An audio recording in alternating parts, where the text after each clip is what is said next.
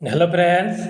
आज के इस क्लास में हम लोग हिंदी व्याकरण के महत्वपूर्ण टॉपिक संधि को बिल्कुल आसान ट्रिक के साथ हम लोग कवर करेंगे तथा लास्ट में क्वेश्चन आंसर टेस्ट भी लगाएंगे, क्योंकि यहाँ से हिंदी व्याकरण के जो भी प्रश्न आते हैं अधिकांश यहीं से आते हैं। तो यह काफ़ी महत्वपूर्ण टॉपिक है फ्रेंड्स। क्लास को लास्ट तक जरूर कीजिए, बिल्कुल आसान तरीके से मैं आपको याद करा दूंगा संधि का हर एक टॉपिक। देखिए फ्रेंड्स, संधि का अर्थ जो है मेल या जोड़ना होता है तथा संधि विच्छेद का अर्थ तोड़ना या अलग करना होता है। दो वर्णों या अक्षरों को मेल से उत्पन्न विकार या परिवर्तन को संधि कहते हैं तथा संधि के प्रथम पद जो है इसे पूर्व पद और संधि के दूसरे पद को उत्तर पद कहा जाता है। आप इस बात का ध्यान रखेंगे। देखिए फ्रेंड्स, संधि के तीन भेद होते हैं: स्वर संधि, व्यंजन संधि और विसर्ग संधि।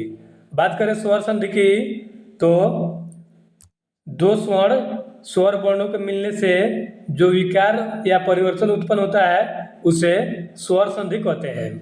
और देखिए फ्रेंड्स, स्वर संधि के जो है 5 भेद होते हैं, यहाँ कंफ्यूज मत होइएगा। संधि के जो है देखिए संधि के 3 भेद होते हैं और स्वर संधि के 5 भेद होते हैं। इस बात का आप ध्यान रखेंगे। देखिए फ्रेंड्स, स्वर संधि के ये 5 भेद हैं: दीर्घ संधि, गुण संधि, वृद्धि संधि, अयाधि संधि और यण संधि। बात करें व्यंजन संधि की तो किसी व्यंजन का व्यंजन से या किसी स्वर वर्ण से मेल होने पर जो विकार या परिवर्तन होता है उसे व्यंजन संधि कहते हैं। और व्यंजन संधि के भेद नहीं होते हैं, व्यंजन संधि के कुछ नियम होते हैं जिसको हम लोग नेक्स्ट वीडियो में कवर करेंगे। बात करें विसर्ग संधि की तो विसर्ग के बाद स्वर या व्यंजन वर्ण आने पर जो विकार या परिवर्तन होता है उसे विसर्ग संधि कहते हैं। विसर्ग संधि के भी भेद नहीं होते हैं, इसके कुछ नियम होते हैं। देखिए फ्रेंड्स, व्यंजन संधि और विसर्ग संधि को हम लोग नेक्स्ट क्लास में कवर करेंगे। इसमें हम लोग केवल स्वर संधि के जो 5 भेद है उसको कवर करेंगे, क्योंकि यही जो है स्वर संधि के 5 भेद है, यही इंपॉर्टेंट टॉपिक है संधि का। तो आइए दीर्घ संधि के बारे में जानते हैं। देखिए फ्रेंड्स, दीर्घ संधि जो है दो स्वर वर्णों के मिलने से बनता है तथा देखिए दीर्घ का अर्थ जो है, दीर्घ का अर्थ बड़ा होता है, यानी कि स्वर वर्ण की बड़ी मात्रा जहाँ कोई भी हो, जैसे आ, बड़ी ई तथा बड़ा ऊ, तो वहाँ पर दीर्घ संधि हो जाएगा। जैसे कि देखिए इसे पहचानने की ट्रिक मैंने अभी आपको बताया, दीर्घ का अर्थ होता है बड़ा और स्वर वर्ण की बड़ी मात्रा जैसे आ, बड़ी और बड़ा ऊ जहाँ कहीं भी आए तो आप समझ लिए वह दीर्घ संधि है। जैसे कि अगर अ आ ह्रस्व ई दीर्घ ई ह्रस्व ऊ और दीर्घ ऊ तथा री के बाद सेम वही अ के बाद अ, ई के बाद ई और ऊ के बाद ऊ आए तो वहाँ पर दोनों मिलकर दीर्घ संधि बन जाएगा। जैसे कि देखिए यहाँ पर शिवालय है, शिवालय का संधि विच्छेद करेंगे तो शिव धन आलय बनेगा, यानी कि शिव को आने पर अ आ रहा है और आलय में आ है, यानी कि अ धन आ के मिल से क्या बनेगा, देखिए यहाँ पर अ धन आ के मिल से आ बनेगा। आ जो है देखिए यहाँ पर अ धन आ के मिल से आ बन रहा है, यानी कि स्वर वर्ण की बड़ी मात्रा को दर्शा रहा है और स्वर वर्ण की बड़ी मात्रा जहाँ पर आएगा वहाँ पर दीर्घ संधि हो जाएगा। जैसे कि देखिए पृथ्वी में पृथ्वी का संधि विच्छेद करेंगे तो पृथ्वी धन ई बनेगा, यानी कि दीर्घ ई और दीर्घ ई के मेल से क्या बनेगा, दीर्घ ई ही बनेगा, यानी कि स्वर वर्ण की बड़ी मात्रा का बोध हो रहा है। इस तरह से पृथ्वी में भी दीर्घ संधि है।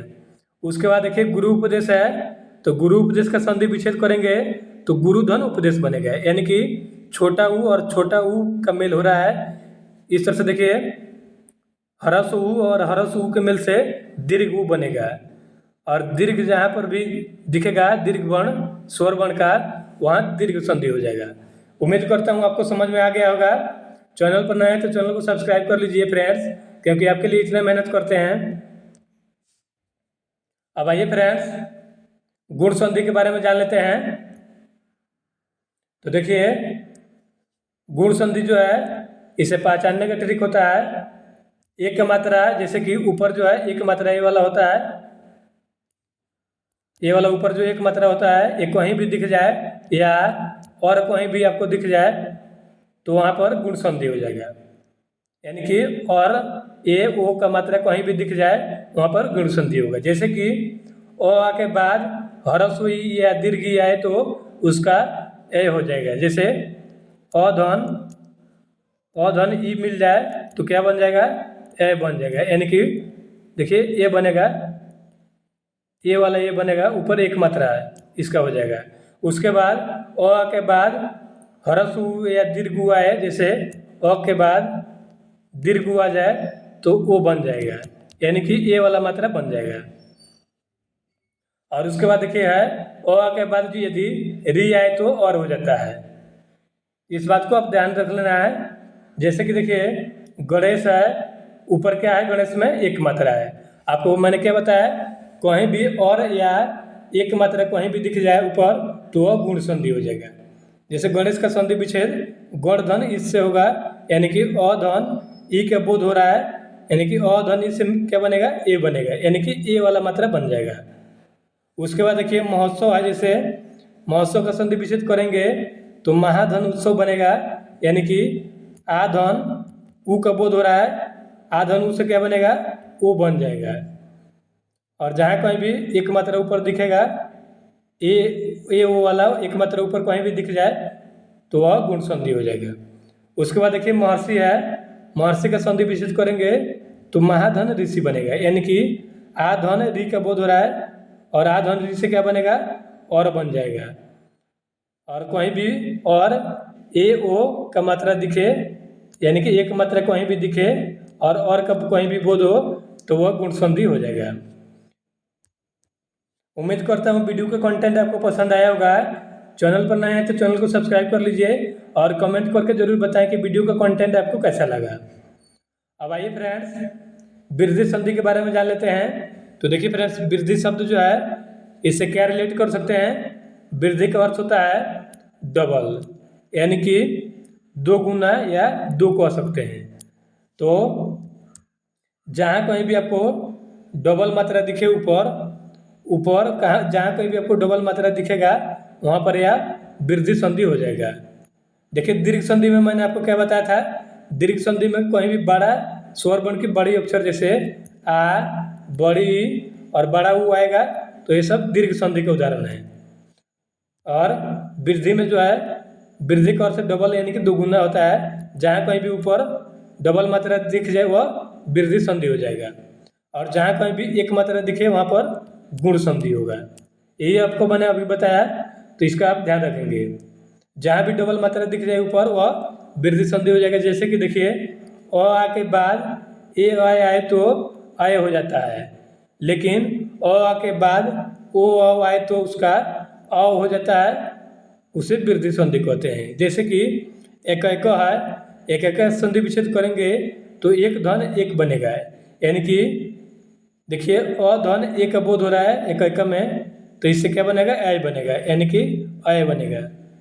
उसके बाद देखिए सदाधन युवा है, सदैव का संधि विच्छेद सदाधन युवा होगा, यानी कि आधन एक बोध हो रहा है, इससे भी अय बन जाएगा, ऊपर डबल मात्रा बन जाएगा। उसके बाद देखिए परम औषधि है, तो परम औषधि का संधि विच्छेद करेंगे तो परम धन औषधि बनेगा, यानी कि अधन अ का बोध होगा और अधन अ से क्या बनेगा, अभी मैंने आपको बताया अधन अ से बनेगा औ। और जहाँ कहीं भी डबल मात्रा दिख जाए, देखिए सभी में डबल मात्रा बन रहा है, इस तरह से ये सभी वृद्धि संधि बन जाएगा। अब आइए फ्रेंड्स यण संधि के बारे में जान लेते हैं। तो देखिए फ्रेंड्स यदि ह्रस्व ई दीर्घ ई ह्रस्व उ दीर्घ उ और री के बाद कोई अलग स्वर वर्ण आए तो ह्रस्व ई दीर्घ ई का यह, ह्रस्व उ दीर्घ उ का वह और री का र हो जाता है। जैसे कि देखिए ई है और ई के बाद अ आ जाए तो क्या बनेगा, यह बन जाएगा। देखिए मैंने आपको क्या बताया था, यहाँ पर यदि ई या बड़ी ई के बाद अलग स्वर वर्ण आ जाए तो उसका यह बन जाएगा। अगर देखिए इसके बाद देखिए यदि उ है उसके बाद अ आ जाए तो क्या बनेगा, वह बन जाएगा।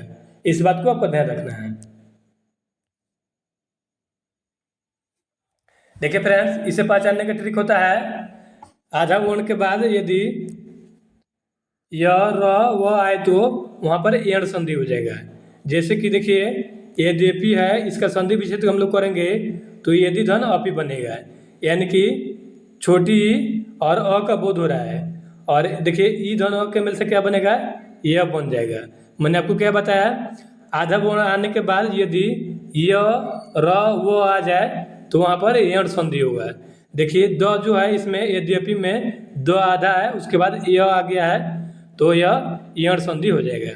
उसके बाद देखिए प्रत्येक है, तो प्रत्येक का संधि विच्छेद करेंगे तो प्रतिधन एक बनेगा, यानी कि ह्रस्व ई और एक बोध हो रहा है। इस तरह से क्या बनेगा, ये बनेगा, ये का उच्चारण हो रहा है। और आधा वर्ण के बाद यह र व आएगा तो वह एण संधि हो जाएगा। उसके बाद देखिए पितरादेश है, तो पितरादेश का संधि विच्छेद पितृधन आदेश से बनेगा, यानी कि री धन आ का बोध हो रहा है इसमें, और री धन आ के मिल से क्या बनेगा, आधा र बनेगा। यानी कि आधा वर्ण के बाद जो है र व और ये आएगा तो वह एण संधि हो जाएगा। अब आइए फ्रेंड्स अयादी संधि के बारे में जान लेते हैं।